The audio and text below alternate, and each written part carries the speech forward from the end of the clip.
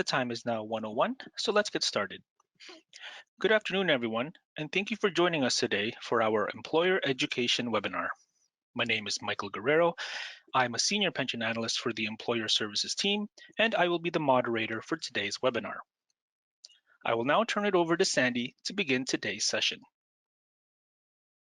Thank you, Michael. Welcome, everyone, to today's Employer Education session. We will provide an overview of the annual statements. This session is part of our Employer Education program, which is a key component to managing risk to the plan and is tied to the Employer Attestation of Compliance initiative. Presenting with me today is Christine Wachira and Deepak Patel, who are pension analysts with Employer Services. We also have Bill Hurley, team lead for Employer Services, and Brian Kovach, Senior Pension Analyst for Member Services, who will assist with any questions that you may have. First, we will provide an overview of active member statements, and then we'll show you the extension of membership, or what we call EOM statement, that are sent to members who have terminated and are on their 24-month extension of membership with the plan. I will now pass it over to Deepak, who will provide us with an overview of the active member statement. Thanks, Andy. Good afternoon, everyone. We will now review the statement that is provided to active members in the plan. Here is the first page of the member's annual statement. On the right-hand side, we show the member ID and page number. This will appear on each page of the statement. The member ID is the number the member should use to register for My Pension and when contacting the plan to assist us in verifying their identity. On the right-hand side, in the blue section, there will be the member's name, date of birth, date of hire, date of enrollment, employment type, and province of employment. This section also states that the member is vested in the pension and also provides the pension plan's registration number and province of registration. The first section of the main body of this page outlines the member's accrued annual and monthly pension up to December 31st, 2020. These are the amounts payable to the member at normal retirement date, which is age 65. The next section shows the member's actual normal retirement date and will also show the estimated date the member would be able to collect their pension as an unreduced pension and as a reduced pension from the plan. It will show the earliest date a member can retire with an unreduced pension, and this date will be the same date as the normal retirement date. It also shows the earliest date a member can retire with a reduced pension, which is the end of the month the member reaches age 50. This section displays the member's spouse and/or designated beneficiaries for survivor benefits. Members can update this by completing and submitting the member change of information form. Members in Ontario and Alberta may use My Pension to update this information and may need to provide supporting documentation. In the bottom right-hand corner of the statement, we have the plan's contact information, which provides the plan's mailing address, direct telephone number, toll-free telephone number, email address, and our website address. Let's now look at page 2 of the statement. This page will show a bar graph and will show the member the increase in their annual amount of pension from the amount they accrued from their last statement. This graph will show the amount of annual lifetime pension the member has accrued and is payable at their normal retirement date. This amount will include any pension purchases the member has made and were processed in 2020. The bar graph will also show the AIW, or average industrial wage increase, that member accrued in 2020. It should be noted that the bar graph will not show for members who enrolled in 2020.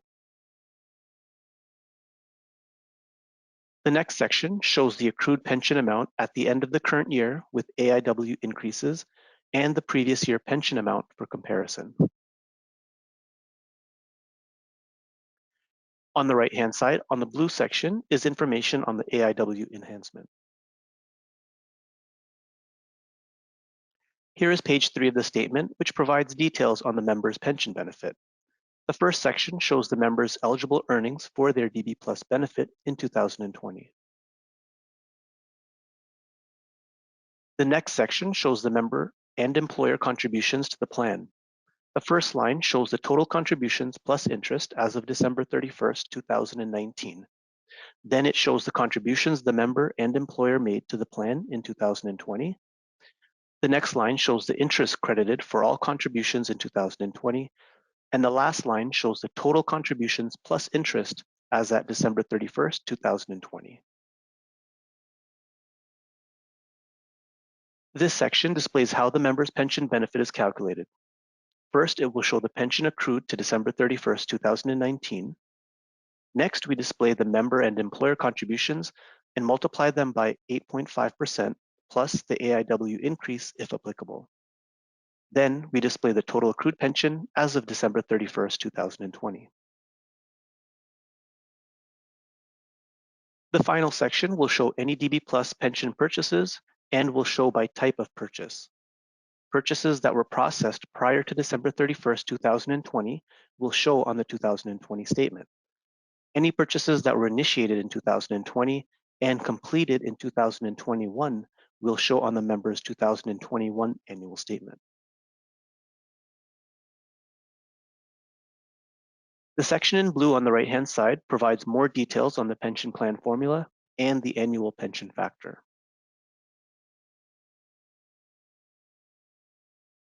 On page 4 of the statement, there are details on the plan provisions. The first section provides information on retiring early from the plan. This section provides information about the survivor benefits offered by the plan if a member dies prior to retirement. On the last page of the statement, there are details about the plan's growth in 2020 and the assumption used in preparing the statement. In this section, it will show the contribution rates at December 31st, 2020. This page also provides the plan's funded status as of January 1st, 2020, and additional information about the plan's investment policy. With the introduction of PAL, you can now access the annual statements that were sent to your plan members. Members can also access their statement in My Pension without having to wait for the statement to arrive in the mail. To access the annual statement, first use the search function in PAL to locate the member. Once you have accessed the member's record in PAL, scroll down to the bottom to the Other Information section. The Annual Statement Center will be displayed under the Form section, and the member's statement can be accessed there. Members will be able to access their statement in My Pension in the Annual Statement section. Members who have registered for the portal and have provided an email address will receive a notification that their statement is available. Members who have registered and elected electronic communication will not receive a paper statement in the mail.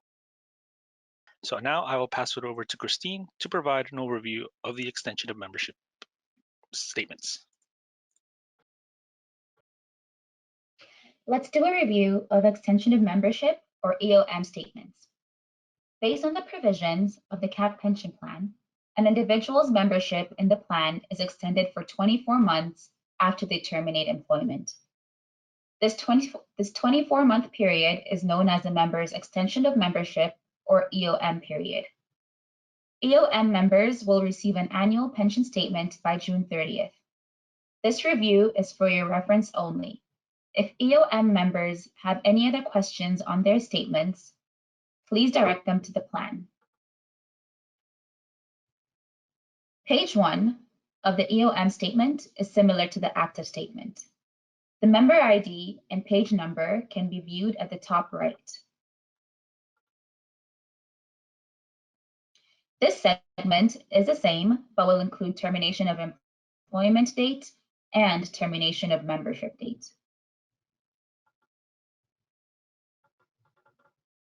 The first main section outlines the accrued pension at December 31st, 2020, with AIW increases if applicable. The next section will provide normal and early retirement dates for the member. Here you can see the survivor benefit information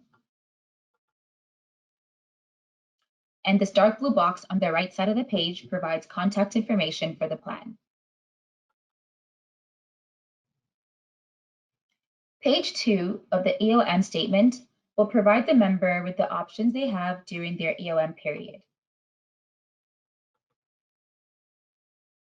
Page 3 will display the annual pension as of December 31st, 2020, including purchases and the monthly lifetime pension.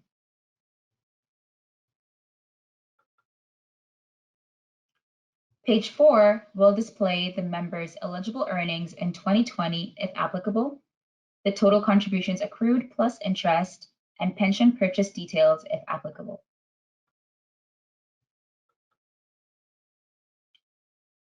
The segment on the right side of the page provides more details on the pension plan formula and the annual pension factor.